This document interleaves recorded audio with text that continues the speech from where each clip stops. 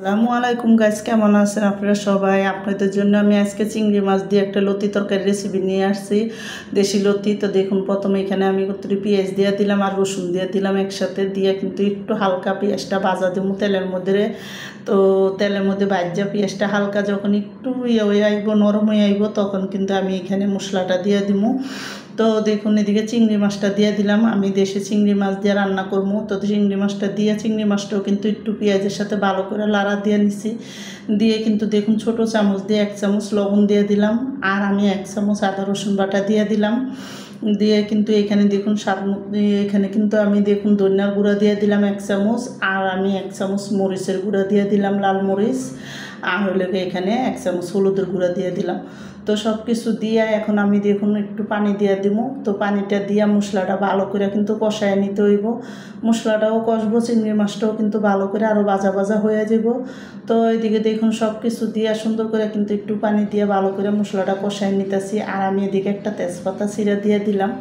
তো দিয়ে কিন্তু এখন ভালো করে আমি এটা মশলাটা কষামো। তো কষাইয়া ভালো মতন যখন তেল উঠে যাব মশলাটা, দেখুন মশলাটা সুন্দর করে যখন কষা তেল উঠে গেছে, তখন কিন্তু আমি লতিটি কাটটা ধুইয়া দিয়ে দিলাম। তো অর্ধেকটা লতি দিয়ে মশলার সাথে ভালো করে মিলাই দিব আমি। দেখুন এদিকে মিলাইয়া বাদ বাই লতিটাও দিয়ে দিব আমি এদিকে। তো দেখুন এদিকে লতিটা সবটি লতি দিয়ে দিলাম। দিয়ে কিন্তু আমি একটু ডাইক্কা এখানে এই লতিটা একটু উনা পর্যন্ত, মানে একটু কমবো যখন একটু, তখন আমি আরও ভালো করে লাড়া দেবো। তো দেখুন মশলার সাথে একটু লাড়া দিয়ে দিতেছি, দিয়ে কিন্তু তারপরে ডাইক্কা দেবো। তো আমার এই লতি দিয়ে চিংড়ি মাছের রেসিপিটা যাদের পছন্দ তারা লাইক সাবস্ক্রাইব করেন ভিডিওটারে। আর যাদের ভালো লাগে তারা এইভাবে একবার হইলো এই লতি রান্না করে খেয়ে দেখেন, অনেকই মজা লাগে। তো দেখুন এদিকে কিন্তু আমার সুন্দর করে লতিটা কিন্তু নরম হয়ে গেছে গা, আর চারিদিকে ভালো মতন কষানো হয়ে গেছে, মানে লতিটা যত একটু ভাজা ভাজা হয়ে গেছে, তখন আমি অল্প করে একটু পানি দেবো। আমি কিন্তু এখানে বেশি পানি দিই নেই, 1 কাপেরও কম হইব একটু পানি দিছি, কারণ লতিটা কিন্তু অর্ধেক গুলে গেছে গা। আর সামান্য এটা দেশে লতি গলতে সময় লাগে না।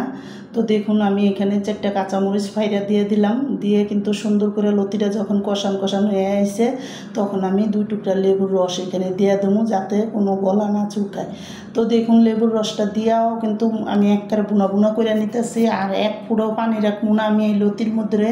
লতিটা একবারে বুনা যাতে হয়ে যায়, ওই আন্দাজে আমি রান্না করে নিব। তো এখানে দেখুন একটু ধনিয়া পাতা ছিঁড়া দিয়ে দিলাম, সুন্দর একটা ঘ্রাণ আসবো, আর খাইতেও কিন্তু মজা লাগবো। দেখুন লতিটা কিন্তু সুন্দর আনাম আছে। তো আপনারা বাঙ্গাও খাইতে পারেন, আনামও খাইতে পারেন। তা আমার কাছে একটু লতি বাঙ্গাটাই মজা লাগে, এই জন্য আমি একটু বাঙ্গা দিছি, যাতে মশলাটা ভিতরে সুন্দর করে ঢুকে। তো দেখুন সুন্দর করে উপরেতে যখন তেল হয়েছে রান্নাটা